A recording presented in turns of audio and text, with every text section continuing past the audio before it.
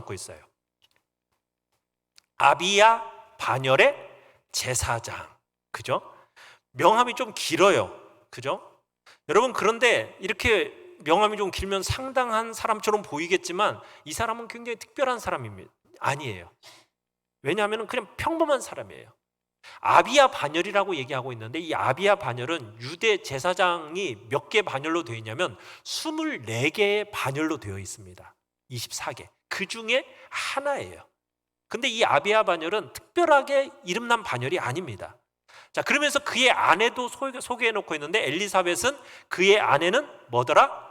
아론의 자손이다. 이렇게 하면 얼핏 들으면 아론의 자손이라고 얘기하는 걸 보니까 야, 결혼 잘했네, 이렇게 생각할 수도 있는데, 유대 제사장이라면요, 누구나 유대인 처녀와 결혼하도록 되어 있고, 그리고 대부분 제사장 가문끼리 서로 이렇게 결혼을 했기 때문에 이것도 제사장 딸과 결혼했다는 것이 그다지 특별한 의미가 있는 게 아닙니다.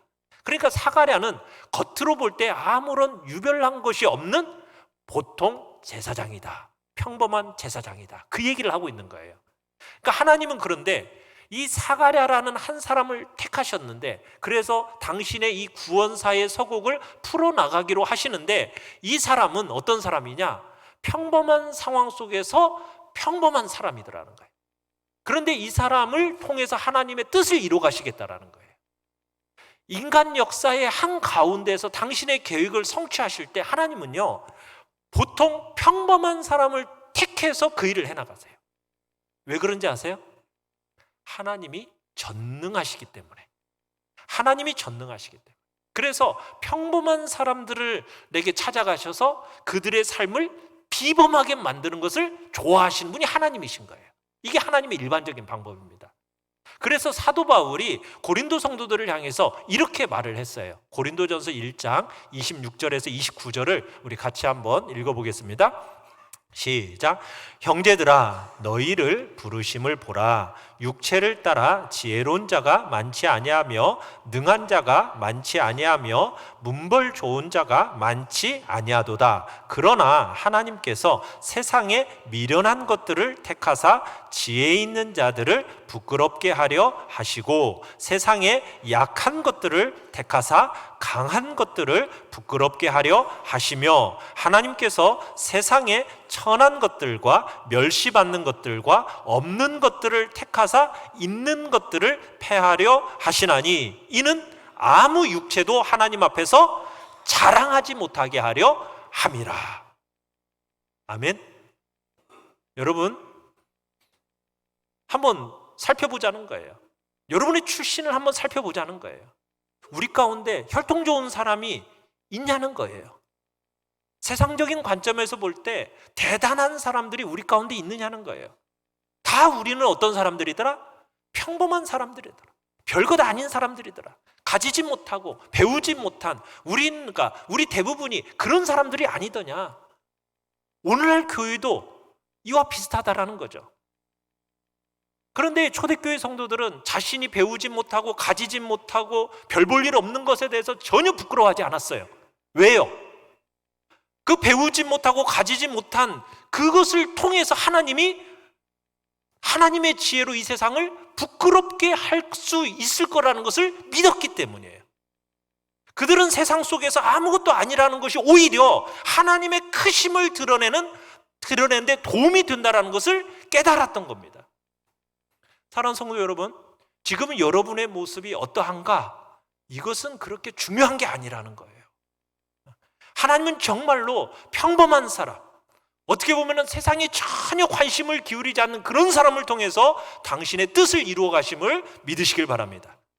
여러분, 세상 사람의 눈으로 볼 때는 정말 평범한 사람일지라도 하나님의 눈에 볼 때는 다 특별한 의미가 있는 존재입니다. 믿으십니까? 하나님 나라에서는 별 볼 일 없는 사람이 있어요, 없어요?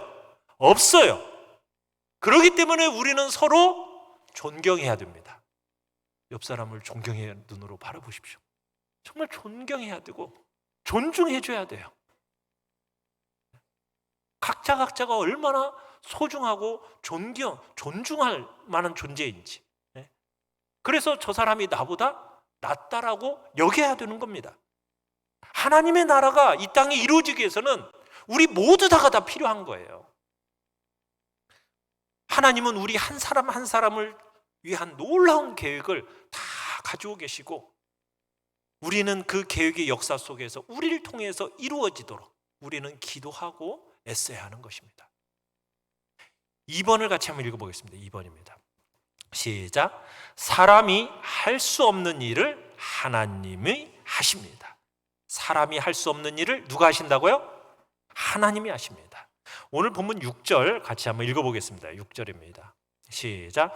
이 두 사람이 하나님 앞에 의인이니 주의 모든 계명과 규례대로 흠이 없이 행하더라. 자, 사가랴는 세상의 눈으로 바라볼 때는 평범한 사람, 평범한 제사장에 불과했습니다. 그런데 이 사가랴 부부가 하나님 앞에서는 결코 평범한 사람이 아니었어요. 자, 뭐라고 평가 내리고 있어요? 둘 다 하나님 앞에 뭐더라? 의인이더라. 하나님 앞에 뭐더라? 주의 모든 계명과 규례대로 흠이 없이 행하더라. 여러분, 그 결과 수많은 제사장 무리가 있었는데 그들 가운데서 하나님께서 이들을 선택하셨습니다. 여러분, 이게 불변의 법칙입니다. 겉으로 보면은 별 차이가 없어요. 다 제사장들이야. 그런데 하나님의 관점에서 보잖아요. 그러면은 하나님의 마음에 맞는 사람이 따로 있어요. 하나님은 당신의 뜻을 이루실 때 그에 합당한 사람을 사용하시거든요. 하나님은 항상 훈련된 사람을 통해서 당신의 뜻을 이루어 가세요. 여러분, 구약 성경에 하나님이 노아를 택하셨습니다. 노아를 택하셨을 때 온 세상에 있는 모든 사람들은 다 어땠다고 그래요? 다 죄인이었더라. 그런데 하나님이 보실 때 노아는 어땠더라? 의로운 자였다라는 평가를 받은 거예요. 하나님께서는 그래서 노아를 통해서 구원의 역사를 이루어 나가셨던 겁니다. 하나님께서 모세를 선택하셨습니다. 선택하신 그 모세 속의 아름다움을 하나님이 발견하셨기 때문에 하나님이 모세를 사용하신 거예요. 우리가 신앙생활할 때도 우리의 관심사가요, 다른 사람보다 더 나은가? 여러분, 여기에 우리의 마음을 쓸 것이 아니라 하나님이 나를 어떤 사람으로 인정하시는가, 여기에 하나님이 나를 어떻게 평가하실까, 여기에 우리의 초점을 맞춰야 돼요. 세상은 다 겉모습을 중요시합니다. 그래서 자기를 PR한다고 그러죠. PR이 뭐예요? 우리가 뭐 우스갯소리로 피할 건 피하고 알릴 건 알린다. PR. 근데 그 말은 아닌데 그렇게 우리는 사용을 해요. 보통 사람들이 그렇게 자기 홍보를 합니다. 그런데 하나님의 나라는 전혀 다른 세계예요. 하나님이 어떤 분이신데요? 전능하신 하나님입니다. 그분의 눈은 온 세상을 감찰하시는 분이에요. 한번 볼까요? 역대하 16장 9절을 같이 한번 읽어보겠습니다. 시작. 여호와의 눈은 온 땅을 두루 감찰하사 전심으로 자기에게 향하는 자들을 위하여 능력을 베푸시나니. 여호와의 눈은 온 세상을 두루 감찰하사 뭐 하신다고요? 전심으로 하나님에게 향하고 있는 자를 오늘도 찾고 계시는 것입니다. 바로 하나님은 그런 사람, 전심으로 하나님을 찾는 그런 사람을 통해서 당신의 뜻을 이루어 나가시는 거죠. 그래서 하나님의 인사행정에는 절대로 실수가 없어요.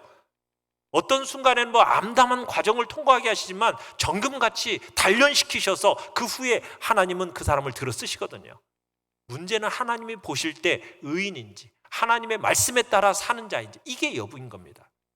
자, 그러면서 이제 7절을 읽어보겠습니다. 오늘 본문 7절입니다. 시작. 엘리사벳이 잉태를 못함으로 그들에게 자식이 없고 두 사람의 나이가 많더라. 자, 이 당시에 여러분 이 말씀을 읽으면 뭐라고 평가를 내리느냐면, 엘리사벳이 뭐 하지 못했다? 잉태하지 못했으니 이 사람이 신앙생활에 좀 뭐가 문제가 있는 거 아니야? 이런 식으로 쉽게 결론을 내릴 수가 있었어요. 이 당시에는. 왜냐하면 이 당시에는 여자로서 아이를 갖지 못하는 것에 대해서 더 큰 수치가 없다라고 여겼기 때문입니다. 그러나 여러분, 우리는 다른 사람들의 삶에 대해서 쉽게 평가해서는 돼야 안 돼요? 안 됩니다. 하나님은 항상 당신의 뜻을 이루기 위해서 예외를 만드시는 분이기 때문에 우리가 함부로 사람을 평가해서는 안 돼요. 물론 뭔가 잘못이 있으니까 축복을 받지 못하지, 여러분 이런 생각은 뭐 우리 일면 맞기는 해요. 그런데 그런 생각은 누구한테 적용해야 돼? 나한테 적용해야지, 나한테. 그죠? 내가 좀 어려운 상황에 처해 있으면 내가 무슨 잘못은 없는가? 왜 하나님의 축복이 나한테 임하지 않지? 이런 식으로 나 자신을 스스로 돌아보면서 그것을 평가해야지, 엉뚱하게 다른 사람을 평가하는데 여러분 그것을 사용하면 돼요, 안 돼요? 안 돼요. 그건 잘못된 태도예요. 다른 사람을 향해서는 어떻게 이야기해야 돼요? 그를 향한 하나님의 특별한 뜻이 있을 거야 하면서 기다릴 줄 아는 것. 여러분 이것이 우리 공동체를 이뤄나가는 지혜입니다. 다른 사람들 향해서 함부로 정죄하고 그런 것은 안 돼요. 자, 이 사가랴와 엘리사벳은 거룩한 삶을 사는 부부였어요. 그리고 모든 노력을 아마 했겠죠. 그런데 아이가 생기지 않는 거예요. 그런 불가능한 상황에 처해 있어요. 특히 유대 사회에서 아이를 갖지 못한다는 것은 여자로서 큰 부끄러움이었는데, 어쩌면 사가랴와 엘리사벳은 젊은 나이 시절부터 좀 노년에 이르기까지 애를 갖기 위해서 얼마나 기도하고 노력했겠어요. 그런데 이제는 희망이 있어요, 없어요? 전혀 희망이 없어요. 성경이 뭐라고 얘기했어요? 두 사람의 나이가 뭐하더라? 많더라. 이제 시기가 어떻게 된 겁니까? 이미 지나가 버린 거예요. 희망이 있어요? 없습니다. 늙어서 이리저리 둘러봐도 소망이 없어요. 절망적인 상황이에요. 근데 하나님은요, 이 상황을 구원사를 이루는 배경으로 삼으셨어요. 이 상황을.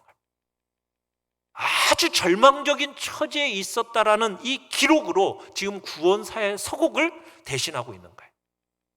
구원의 역사, 이 주 모티브가 절망입니다.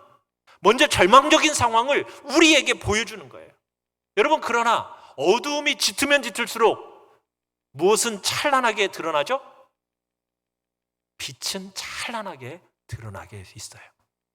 아무 소망도 없는 그런 상황, 이 상황이야말로 하나님의 구원 사역에 있어서 적절한 배경을 이루고 있는 겁니다. 그런 절망의 때 하나님은 누구를 기억하셨습니까? 이 사가랴 부부를 기억하셨습니다.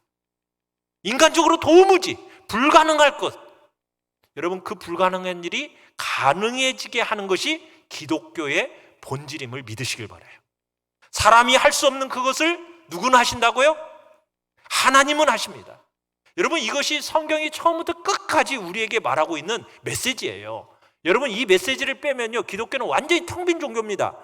철저히 극한 상황은 항상 하나님이 놀랍게 역사하는 무대예요. 여전히 우리가 아직 욕망이 남아있다면 여러분, 하나님은 우리를 내버려 두세요. 한번 네 힘으로 해봐. 하나님 내버려 두세요. 그런데 우리가 완전히 포기하고 이제 더 이상 기대할 것도 없고 내 힘으로는 안 돼요 하고 완전히 뭐예요? 힘 쫙 빼고 나 죽었어 하고 딱 내려놓으면 그때 하나님이 어떻게 하십니까? 하나님이 개입하십니다. 믿으십니까? 사가랴와 엘리사 부부에게 요한이 태어난 일은 기적이었어요. 기적이었어요. 하나님의 놀라운 개입으로 이 일이 설명이 되어지는 것입니다. 여러분, 그런데요, 우리들도 다 기적입니다. 뭐가 기적일까요? 우리는 죄인으로 태어났어요. 한번 생각을 해보세요. 우리는 다 죄인으로 태어났고 하나님의 진노 가운데 태어난 사람들입니다. 근데 여러분이 지금은 어떤 존재가 되었죠? 하나님의 사랑받는 자녀가 됐어요. 여러분, 이거 기적입니다. 이거 어떻게 설명할 수 있어요? 내가 뭐가 잘나서 하나님의 자녀가 됐나요? 아니죠. 하나님이 개입하신 것 위에는 설명할 길이 없는 거예요. 본래 우리는요, 불순종하는 것을 훨씬 더 좋아하던 사람들이에요. 우리 안에는요, 그런데 지금 어떤 일이 일어난지 아십니까? 내가 하나님의 말씀에 순종하고 싶어. 그죠? 그런 소원이 있으시죠? 여기 그런 분 없어요? 다 하나님의 말씀에 순종하고 싶으신 분들만 여기 다 모여 계신 거잖아요. 내가 하나님의 뜻만 보여주신다면 제가 순종하겠습니다. 이런 마음들이 다 가지고 계시잖아요. 그죠? 근데 전에는 안 그랬어요. 여러분, 세상 사람들한테, 예수님을 믿지 않은 사람들 하나님의 뜻을 알려주면 그 사람들이 순종하고 싶은 마음이 있을까요, 없을까요? 그 사람들한테는 없어요. 그런데 누구한테는 생겼어요? 우리 안에는 그런 일이 생겼어요. 이건요, 기적입니다. 기적. 이게 기적이에요. 여러분, 늙은 엘리사벳의 태 속에서 요한이 꿈틀거리고 있는 것보다도요, 어떻게 보면 여러분의 마음속에서 하나님의 뜻에 내가 정말 순종하고 싶어, 이런 마음이 꿈틀거리는 것이 어떻게 보면 더 기적이에요. 믿으세요? 여러분, 기적적인 존재라는 사실을 믿으십니까? 하나님의 그 놀라운 역사가 여러분 안에 일어난 거예요. 이건 하나님의 개입하셨다라는 것을 여러분, 다르게 말고는 설명할 길이 없다라는 거. 자, 이제 3번으로 가봅시다. 3번입니다. 시작. 하나님 앞에 사는 자에게 뜻을 나타내십니다. 자, 지금 절망적인 상황 속에서 구원의 역사가 동터오기 시작하는데요. 여러분, 하나님께서 말씀을 하시고 나서 말라기로부터, 구약 성경의 맨 끝에 성경이 뭐예요? 말라기죠. 자, 말라기에서 하나님이 예언을 하시고 나서 하나님이 침묵하셨습니다. 몇 년간 침묵했는지 아세요? 몇 년간? 400년간 무려 하나님이 침묵하셔버렸어요. 자, 그 침묵하신 하나님께서 말씀을 시작하시는 거예요. 누구를 통해서 이제? 사가랴를 통해서 하나님이 말씀을 시작하신 거예요. 한 천사를 보내가지고. 자, 그런데 그 천사가 누구에게 나타났다고요? 사가랴에게. 언제요? 자, 8절 한번 읽어봅시다. 8절. 시작.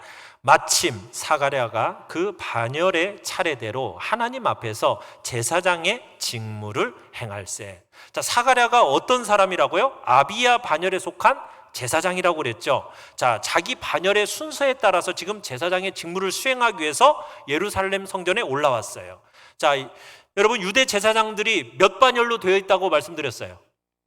24개 반열이에요. 자, 그러면은 이게 한 반열씩 일주일마다 돌아가면은 1년에 몇 번이나 성전에 와서 봉사하겠어요?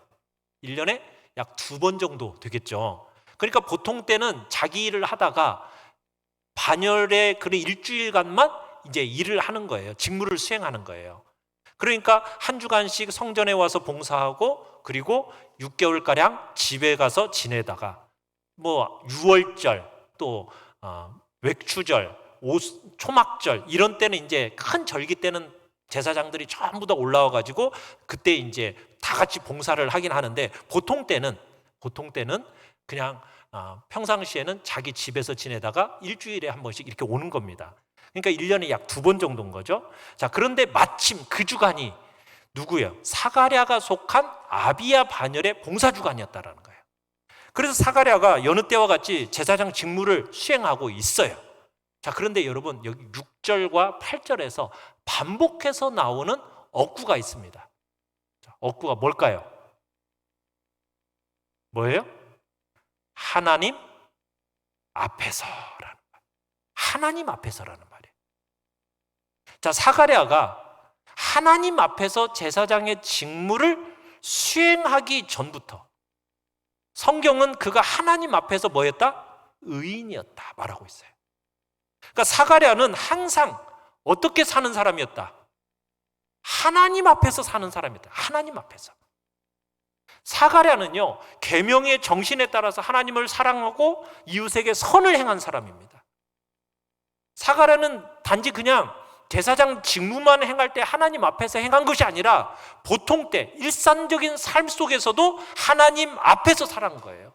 평소에도 일상적인 삶을 살고 하나님 앞에서, 그리고 때때로 주어진 특별한 직무를 행할 때에도 하나님 앞에서 행했다라는 거예요. 여기서 얘기하는 게 뭐예요? 경건이라는 것은 꼭 이 예배 시간에만 주어지는 게 아니라 여러분의 일상의 삶 속에서도 나타나야 한다라는 이야기를 하고 있는 거예요. 그러니까 사가랴는 그냥 자기가 제사장으로서의 어떤 직무를 하나님 앞에서 행했다, 이렇게 성경에 기록되어 있는데, 이것은요, 규정이 준수하는 그 수준을 넘어서서 하나님 앞에서 정말 성심껏 제사장의 직무를 감당했다는 거죠. 여러분, 하나님은 어떤 사람에게 당신의 뜻을 밝히는 것을 기뻐하시겠어요? 사가랴처럼 항상 하나님 앞에서 사는 사람이에요. 하나님 앞에서. 자기 직무를 넘어서 무슨 일을 하든지 하나님 앞에서 하는 사람. 여러분을 향한 하나님의 그 기쁘신 뜻을 잘 알고 싶으세요? 그러면은 평소에 하나님 앞에서 사는 훈련을 해나가시길 바라요. 주부라면은 집안일을 할 때 이게 하나님이 나에게 주신 직무다라고 생각하면서 집 안의 일을 누구 앞에서? 하나님 앞에서 하나님께 하든. 직장인들은 어떻게 해요? 상사 눈, 사장 눈, 그 눈치 보는 게 아니라 하나님 앞에서 하나님이 나를 어떻게 보실까라는 마음을 가지고 성실하게 하는 거예요. 경영인도 마찬가지고 학생도 마찬가지입니다. 예배하는 이 순간이나 예배당 밖에서나 항상 하나님의 뜻을 먼저 생각하고 여러분들이 하나님 앞에서 사는 사람에게 당신의 뜻을 나타내시는 거예요. 하나님의 눈을 의식하는 사람, 그 사람이 하나님의 말씀을 깨닫기에 합당한 사람인 것입니다. 그래서 우리 신자의 현주소는 뭐냐? 하나님 앞에서예요. 하나님 앞에서. 그걸 코람데오라는 표현을 쓰죠. 코람데오. 하나님 앞에서. 여러분, 매사를 하나님 앞에서 살아가는 복된 신앙인들이 되시기를 바라요. 하나님 앞에서 무슨 일을 하는 것, 이게 신앙인의 올바른 자세예요. 어떤 일을 할 때 다른 사람이 나를 어떻게 생각할까? 어떻게 볼까? 눈치 보면서 이렇게 살아가는 것은 하나님을 모르는 사람들이나 살아가는 방법이죠. 무슨 일을 할 때든 사람의 눈을 의식하는가, 하나님의 눈을 의식하는가, 여러분, 이것이 우리를 갈라놓는 시금석이에요. 방 청소를 하든 공부를 하든 사업을 하든 여러분들이 어떤 일을 하든지 간에 여러분들은 누구의 눈을 의식해야 됩니까? 하나님입니다. 교회에 와서도 마찬가지죠. 헌금을 하는 것도, 여러분들이 봉사를 하는 것도 다른 사람의 눈치 볼 필요가 없어요. 누구의 눈치를 봐야 돼요? 하나님. 우리의 신앙의 주소가 하나님 앞에서라고 바뀌어야 하겠습니다. 하나님을 의식하면서 언제든 무슨 일을 하든 하나님의 뜻을 그러면은 쉽게 발견해낼 수 있게 되는 거예요. 4번을 읽어봅시다. 4번. 시작. 기도하는 자에게 뜻을 나타내십니다. 자, 9절, 본문 9절을 같이 한번 읽어보겠습니다. 9절 시작. 제사장의 전례를 따라 제비를 뽑아 주의 성전에 들어가 분향하고. 자, 제사장은 성전에 올라가 봉사하는 주간에 정해진 일들을 해야 했다고 그랬어요. 그 중에서 중요한 일이 있었는데 그게 뭐냐면 아침 저녁으로 제사를 드렸습니다. 번제를 드렸어요.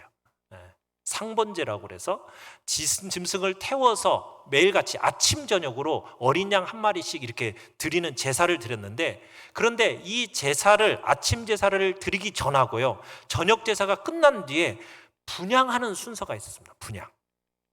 근데 이 분향단이라는 것은 어디에 있느냐면 성소에, 그러니까 성전에는 지성소가 있고 성소가 있습니다. 그리고 바깥 뜰이 있어요.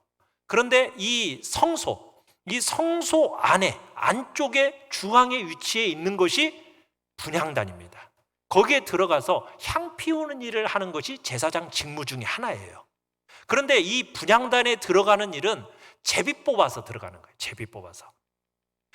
이 분향단에서 향을 피우는 일은요, 제사장들에게 있어서는 아주 영예스러운 일이었어요. 왜냐하면요, 이 당시 제사장들이 몇 명이었느냐면 약 1만 8천 명입니다. 18,000명이 제사장이에요. 그러면은 평생에 걸쳐서 제사장에게 분향할 일이 한 번이 돌아올까요, 말까요? 그러니까는 한 번씩 돌아오기가 쉽지가 않은 거예요.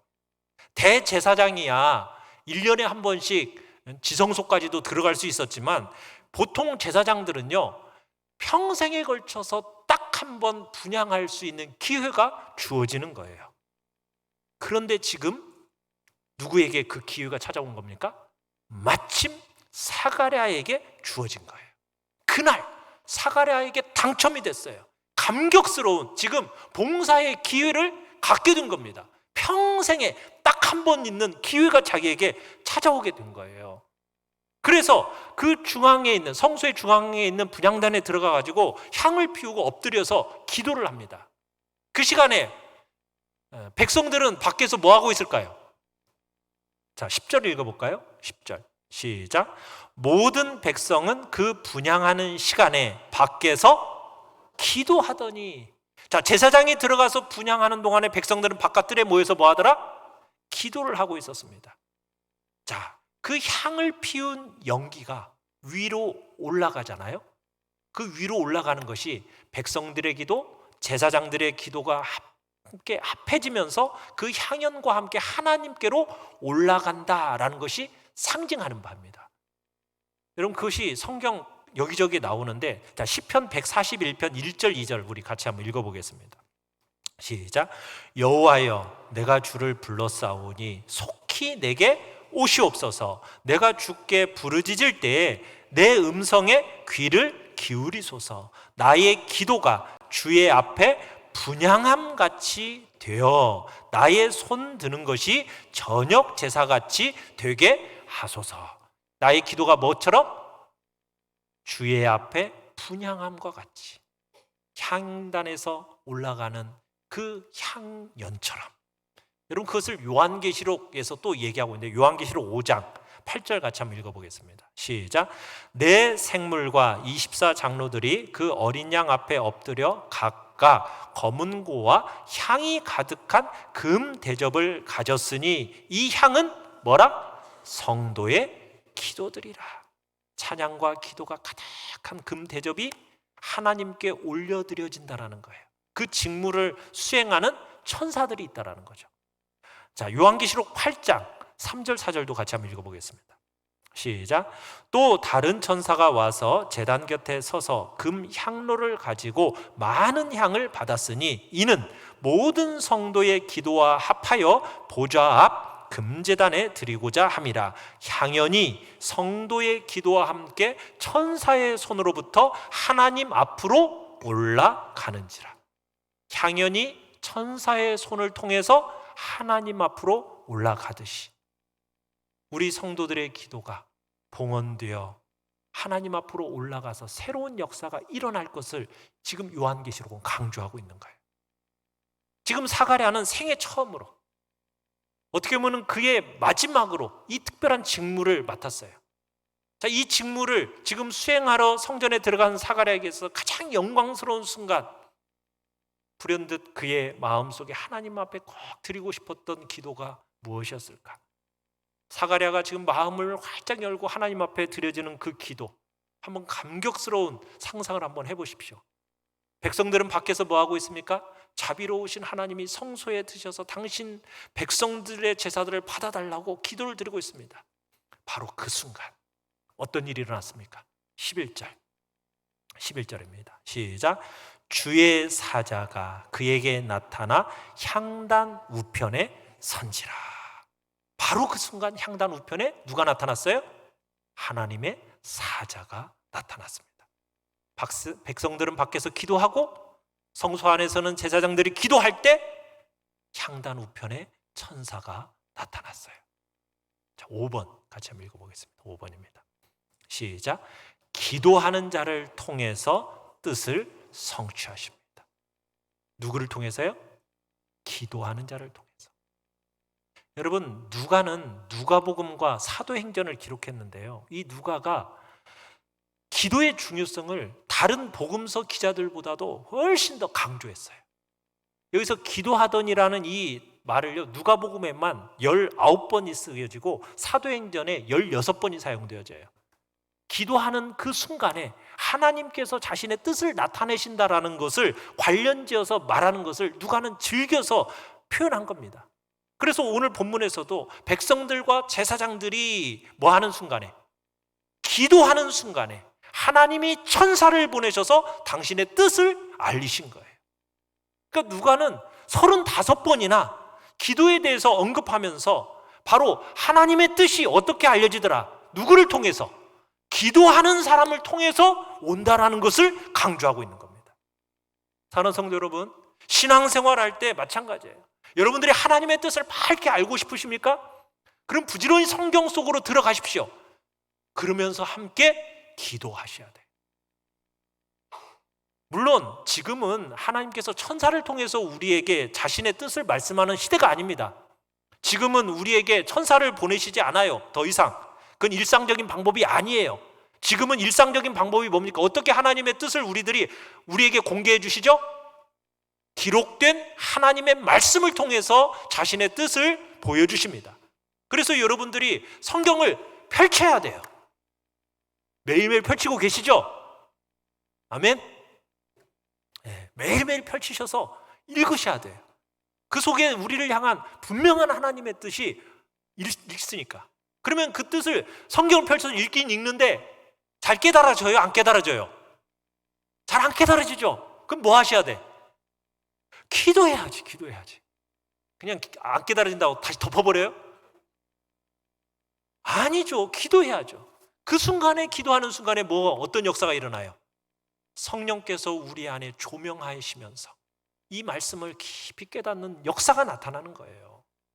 여러분, 성도는 기도의 특권을 맛보는 사람입니다. 이 성경이 주어진 목적도 하나님을 우리들에게 알도록 하기 위해서 주신 거예요. 그러면 하나님을 안다라는 것은 성도의 삶에서 어떻게 드러나느냐? 무엇보다도 하나님과 대화함으로 드러나는 거예요. 성도는 하나님과 대화하는 사람입니다. 우리가 하나님하고 어떻게 대화해요? 눈 감고 있으면 막 하나님 뭐라고 귀에다 대고 얘기해줘요? 아니잖아요. 기록된 하나님의 말씀을 통해서 주의 뜻을 분별하고 하나님의 음성을 듣고 내 이 마음속에 있는 여러분 하소연, 때로는 감사, 답답함 어떻게 표현합니까? 기도로서 하나님 앞에 아뢰는 거예요. 그렇게 우리가 하나님께 대면하는 그 순간 성도가 누리는 가장 놀라운 귀한 특권이 우리에게 주어진 겁니다. 사랑하는 성도 여러분, 하나님께 무릎 꿇는 자리로 나아가시기 바라요. 그 순간이야말로 하나님과 대면해서 대화를 하는 시간이기 때문입니다. 하나님을 믿는 사람은 살아계신 하나님과 더불어서 대화하기를 즐기는 사람이 돼야 되는 거예요. 여러분, 기도라는 것이 그런 겁니다. 여러분이 하나님을 인격적으로 아는지 모르는지를 여러분 뭐가 시금석일까요? 뭐가 분별해 줄까요? 기도가 분별해 주는 거예요. 내가 하나님을 인격적으로 아는지 모르는지는 기도하면은 저 사람은 하나님을 인격적으로 아는 사람이구나. 근데 기도하지 않는 사람은 하나님을 인격적으로 모르는 사람인 거예요. 저 사람이 정말 하나님과 함께하는 것을 즐기는 사람인가, 즐기지 않는 사람인가, 하나님을 진짜 사랑하는 사람인가, 사랑하지 않는 사람인가, 이것을 갈라놓는 분기점이 뭐라고요? 기도입니다. 기도. 하나님이 우리의 삶의 소중한 분이시라면 하나님과 같이 하는 시간이 자주 있어야 되는 것입니다. 기도하는 것을 즐거워하십시다. 기도의 자리에 자주 여러분들의 마음을 나아가서 쏟으십시오. 그럴 때 하나님의 놀라운 역사와 기적들이 일어나는 것입니다. 하나님을 아는 성도의 특권을 누리시길 바랍니다. 기도를 통해서 하나님의 뜻을 밝히 아시길 바랍니다. 기도라는 것은 하나님의 뜻을 역사 속에서 실현하는 놀라운 방법입니다. 하나님은 언제나 하나님의 일을 미리 다 작정해 놓으셨어요. 우리는 장로교인들이어가지고 예정론을 너무나 잘 믿어. 그래, 하나님이 다 작정해 놓으셨으니까 알아서 다 작정해 나가시겠지. 내가 그렇게까지 애쓸 필요가 뭐가 있어. 이건 하나님을 작정을 오해한 겁니다. 하나님은요, 작정해 놓으셨지만 성도들로 하여금 기도하게 하셔서 그 기도의 향연이 올라가도록 하시고 그 기도가 하나님 앞에 상달될 때 그 기도의 응답으로 역사를 이끌어 가시는 겁니다. 그래서 우리는 기도해야 되는 거예요. 알아서 해주시겠지 뭐. 그렇게 하고 여러분 놀고 있으면 안 돼요. 엎드려 기도하셔야 돼요. 천사가 향단 우편에 나타났다는 것은 하나님으로부터 좋은 소식을 가지고 왔다는 의미예요. 하나님의 계시가 향단 우편이라는 선택된 장소에서 백성들과 제사장들이 함께 기도하고 있는 그 선택된 시간에, 기도하는 그 선택된 시간에 항상 하나님 앞에서 봉사하며 살았던 그 선택된 사람을 통해서 주어졌다는 사실을 여러분들이 기억하시길 바라요. 다음 주일부터 뭐 한다고요? 이번 주일 말고 다음 주 특별 새벽 기도 한다고요. 여러분, 기도의 자리에 마음을 모아서 힘써 여러분들 나아가셔야 됩니다. 기도의 자리가 여러분들 있으시죠? 아멘. 네. 여러분, 사가랴에게 주어졌던 이 놀라운 은혜가 여러분 모두가 하나님 앞에서 그렇게 살아가심으로, 또 하나님이 주시는 놀라운 기도 속에서 응답받고 새로운 역사를 경험하는 복된 자리에 있기를 간절히 축원합니다. 우리 시간 같이 찬양하며 기도합시다.